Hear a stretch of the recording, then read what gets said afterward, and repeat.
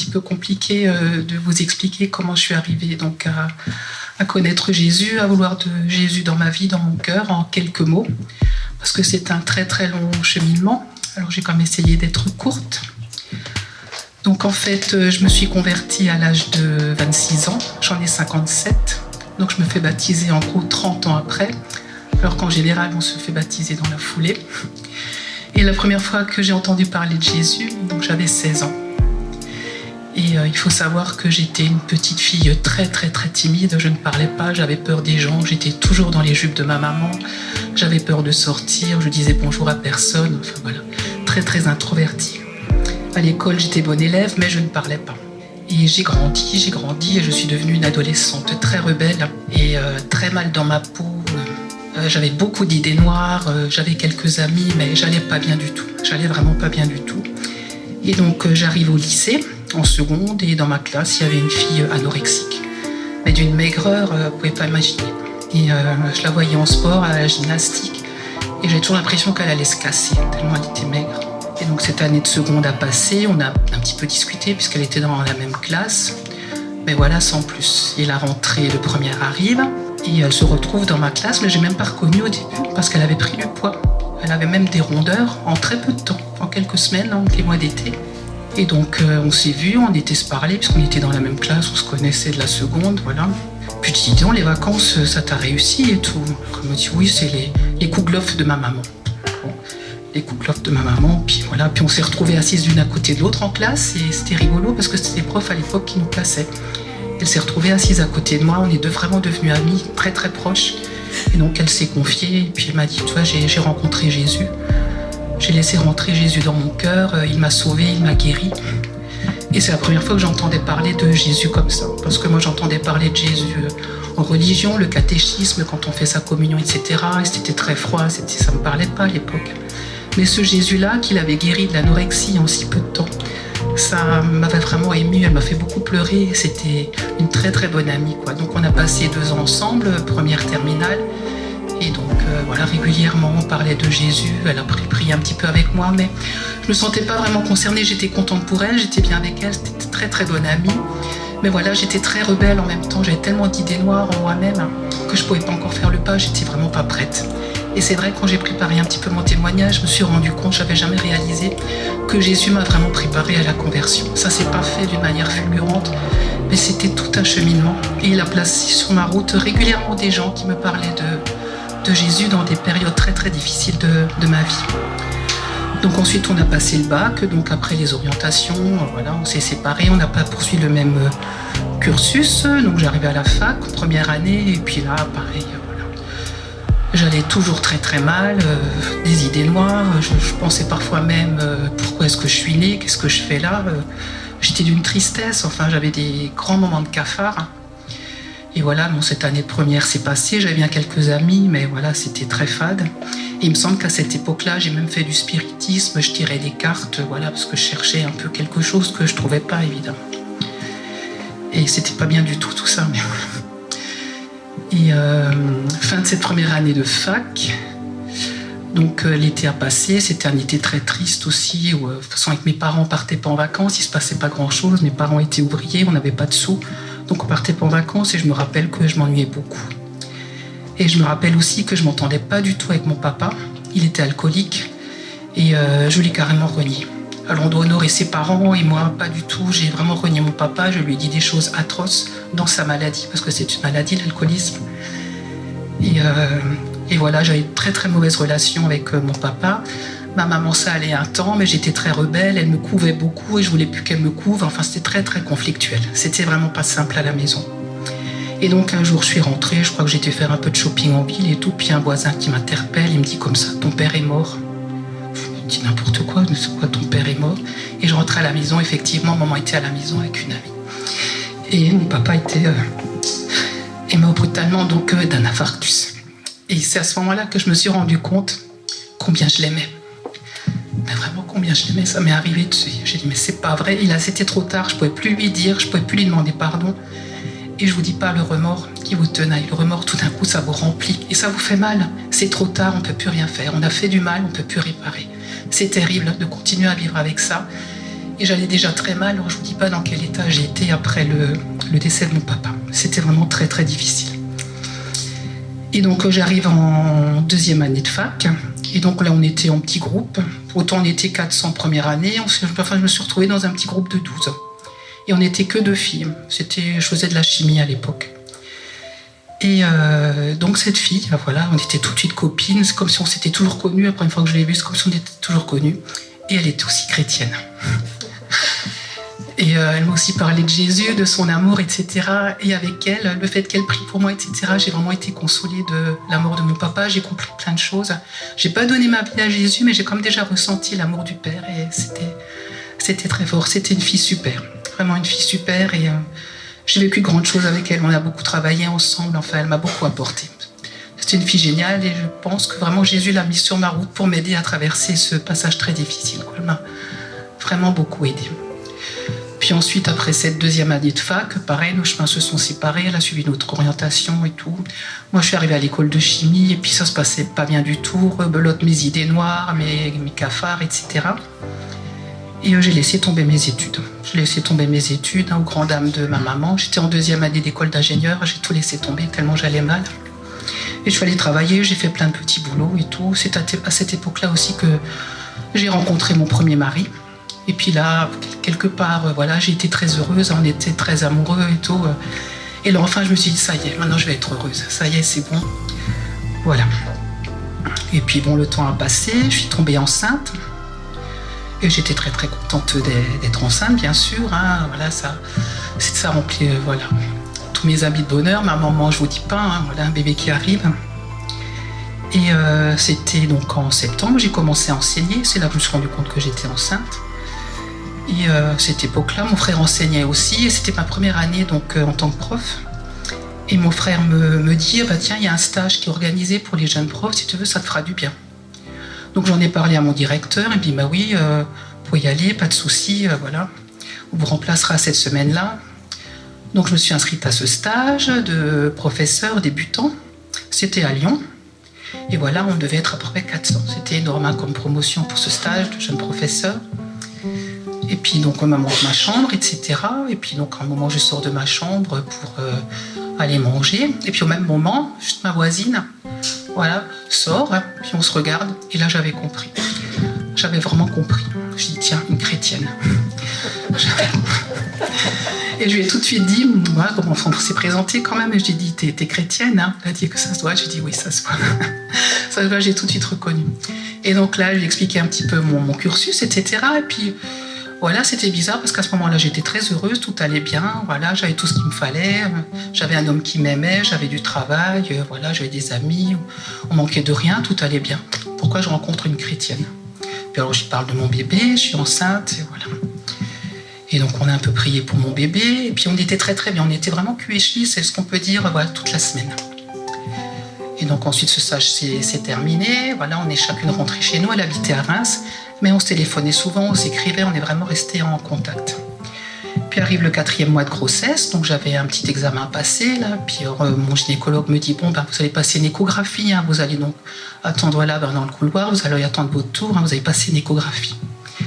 Et puis bon, j'étais toute contente, ouais, je vois mon bébé dans mon ventre et tout, c'est comme un chouette moment, allez, l'échographie. Et donc voilà, c'est mon tour, je passe, et puis je vois le médecin qui cherche, je vois un œil sombre, il prend plein de mesures, je dis qu'est-ce qui se passe, il y a un problème. Je vais chercher le docteur Bourgeois. Donc il va chercher le médecin qui arrive, il lui montre, et puis je vois le docteur Bourgeois. Ah non, ça fait longtemps que je n'ai pas vu ça. Je dis mais qu'est-ce qui se passe? Et docteur Bourgeois, il me dit écoutez, vous retournez en salle d'attente, je vais vous expliquer. Et donc il me reprend dans son bureau et puis il me dit très brutalement, voilà, votre bébé n'est pas normal, il n'est pas viable. Voilà, la semaine prochaine vous venez, vous donne un rendez-vous, vous venez pour une intervention de grossesse. Je dis mais qu'est-ce qu'il a mon bébé, il n'est pas viable. Moi je l'ai vu, il y a tout, j'ai vu le corps, j'ai vu les bras, j'ai vu le petit cœur qui bat, j'ai vu la tête, j'ai tout vu. Il dit non, justement la tête, le cerveau s'est pas formé entièrement, votre bébé n'est pas viable. Donc il m'explique que voilà, je peux mener la grossesse à terme quand même. Hein. Mais bon, il me conseille vivement l'avortement parce que voilà, ce bébé, de toute façon, ça sert à rien. Il mourra à la naissance, c'est pas la peine, etc. Mais je vous dis pas dans quel état j'étais parce qu'il prenait pas de pincettes, hein, c'était pas des fins psychologues. Hein. J'étais anéantie. anéantie. Alors je suis sortie de là en pleurs et je crois que j'ai pas arrêté de pleurer pendant 3 jours. Donc en sortant, je suis allée voir mon mari qui travaillait juste en face. Et donc il m'a vu arriver en pleurs, il me dit qu'est-ce qui se passe? Alors je lui raconte lui aussi comment ça pleurait. Donc il était dans une petite menuiserie où tout le monde s'entendait bien, c'était très familial. Et donc le patron vient, il pleure avec nous, voilà, un collègue vient, tout le monde pleurait dans cette menuiserie et tout. Enfin je suis rentrée chez moi anéantie, ça n'allait pas du tout. Et le lendemain, donc j'ai dû aller à Strasbourg pour confirmer le diagnostic. Parce que ils avaient un appareil un petit peu plus performant. Et donc le lendemain à Strasbourg, le diagnostic a été confirmé, mais là ils ont été très gentils, très doux avec moi, ils m'ont expliqué plein de choses, enfin d'une infinie douceur, et ils m'ont bien dit, vous savez, parce qu'ils voyaient que j'étais anéantie, j'ai dit mais je peux pas avorter, c'est mon bébé, quoi, je l'ai déjà senti bouger, je peux pas, c'est pas possible, je peux pas faire ça. Donc ils m'ont dit, si vous le désirez, on peut pas vous obliger, si vous désirez garder votre bébé, gardez-le, mais sachez que vous allez perdre à la naissance, et que tout ça, ça sert à rien, vous allez souffrir, c'est en plus une grossesse à risque, vous risquez de développer des maladies, des gros problèmes, etc. L'accouchement sera très difficile, très douloureux, là ça vous fera un peu moins mal, comme il est encore tout petit. Enfin voilà ce qu'on m'a expliqué. Bon, je suis sortie de là anéantie, évidemment, et ça a été très très difficile. Donc le soir même, on allait chez maman, et puis maman bien sûr, voilà, on se dit aussi toute cette joie qui retombe, tout ce bonheur qui s'en va. Et donc à l'époque, elle allait dans une église, elle était fraîchement convertie aussi, et elle m'en avait parlé d'ailleurs, qu'elle allait dans un groupe de prière et qu'elle avait intégré une église. Elle me dit, si tu veux, j'appelle Jean-Pierre, donc c'était un des anciens. Je dis, ben oui, je ne savais pas quoi dire, de toute façon, ben oui. Donc ce Jean-Pierre est venu très vite, toujours très disponible. Et donc je ne sais plus ce qu'il m'a dit, mais j'étais fin prête. Avec tout ce que j'avais déjà entendu sur Jésus, j'avais déjà vu des vies transformées, etc. J'étais fin prête pour la conversion. Et ce soir-là, j'ai dit oui à Jésus. Et je peux vous assurer qu'au moment où j'ai dit oui à Jésus, j'ai senti vraiment une paix et une consolation. C'est vrai que mon bébé est resté anormal, voilà. Mais j'ai senti une paix et j'ai vécu une formidable grossesse. Autant les médecins m'avaient dit ça va être compliqué, vous allez être malade, vous ne pourrez pas bouger. J'ai vécu une grossesse magnifique. Et j'ai été bien toute ma grossesse, j'étais vraiment un exemple pour tout le monde. J'étais heureuse malgré tout. Je savais que j'allais perdre mon bébé. Mais voilà, j'étais heureuse malgré tout. Donc dans l'église, ils priaient comme pour un miracle, que le cerveau se forme, etc. Bon, le miracle n'a pas eu lieu, mais c'était la volonté de Dieu, c'était comme ça. Donc arrive le jour de l'accouchement, donc comme il m'a expliqué le médecin, il fallait provoquer, parce que l'accouchement ne pouvait pas être provoqué, enfin ne pouvait pas venir naturellement, parce que la tête n'était pas assez grosse. Donc il y avait j'ai dû prendre rendez-vous et pour provoquer donc l'accouchement. Donc ils m'ont injecté un produit dans le liquide amniotique, etc. Et ce qui a directement provoqué des contractions, mais vraiment très très douloureuses. Et ça, il m'avait dit aussi, vous allez avoir mal. Et on ne vous fera pas de péridurale parce qu'on ne sait pas, on ne connaît pas ce cas-là, ça fait très longtemps qu'on ne l'a pas eu, on ne sait pas, on ne peut pas vous faire de péridurale. Et c'est vrai que j'ai vraiment eu très très très très mal. Mais en même temps, dans cette douleur, j'étais comme dans une bulle, mais vraiment une bulle de grande douceur, je ne sais pas comment expliquer ça, vraiment de l'amour qui était sur moi. Et pendant toutes ces contractions, ça a duré toute une nuit, enfin toute une après-midi, toute une nuit. Ils m'ont injecté le produit vers midi et j'ai accouché le lendemain à 7h du matin. Donc tout ce temps-là, des grosses contractions très douloureuses et tout, le col qui s'ouvrait pas, enfin ça a été très très long, très douloureux. Mais en même temps, j'étais comme dans une bulle d'amour et j'avais cette voix qui me disait « Ne crains pas car je suis avec toi ». C'était vraiment très fort ça, « Ne crains pas car je suis avec toi ». Et donc le matin, voilà, enfin le bébé naît, meurt tout de suite, évidemment, il me l'avait dit au moment où ils ont coupé le cordon. Ils l'emmènent et puis bon là je perds connaissance et puis bon je me réveille un peu plus tard dans ma chambre et tout, puis j'avais ma Bible à côté de moi et puis à l'époque j'avais un petit programme de lecture que je suivais assidûment, donc tous les jours je lisais un passage et je méditais là-dessus. Donc je prends mon passage du jour et le premier verset que je lis c'était « Ne crains pas car je suis avec toi ».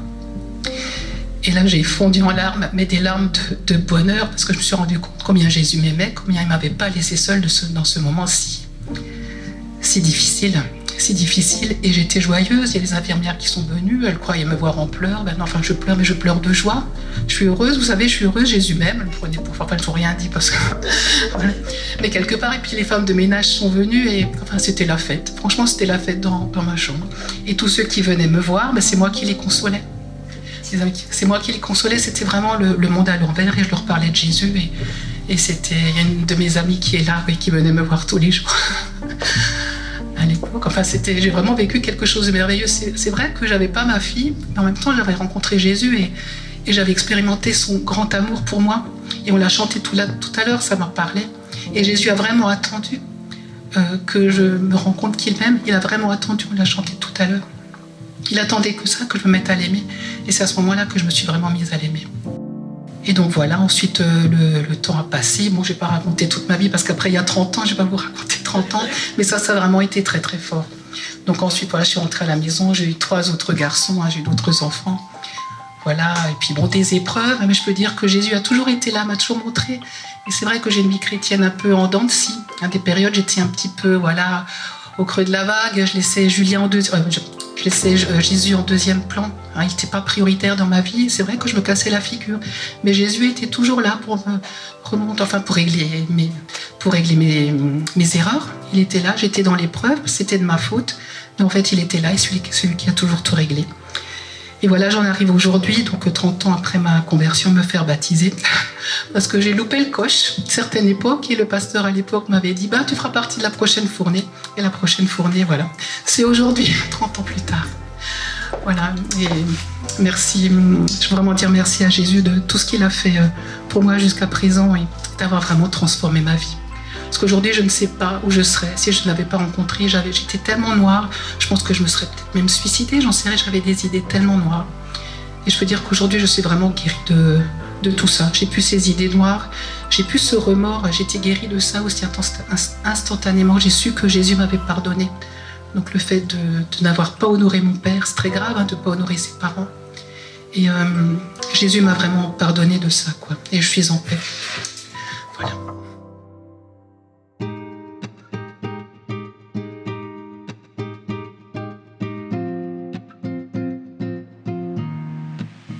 Bien trop de fois, tu m'as tendu la main, mais je te repoussais à chaque fois, car je ne pensais pas que tu pouvais m'aider. Mais maintenant tu es tout, oui tu es tout pour moi, et je ne peux plus vivre sans toi. Je veux te dire merci, merci de m'avoir sauvé, merci de m'aimer tellement sans aucune condition. Ouvert les bras, mais je t'ai repoussé. J'ai eu peur de m'ennuyer, de devoir abandonner tout ce que j'aimais. Je ne te connaissais pas. J'ai eu besoin de toi, je suis venue à toi, et tu étais là. Jamais tu ne m'abandonneras.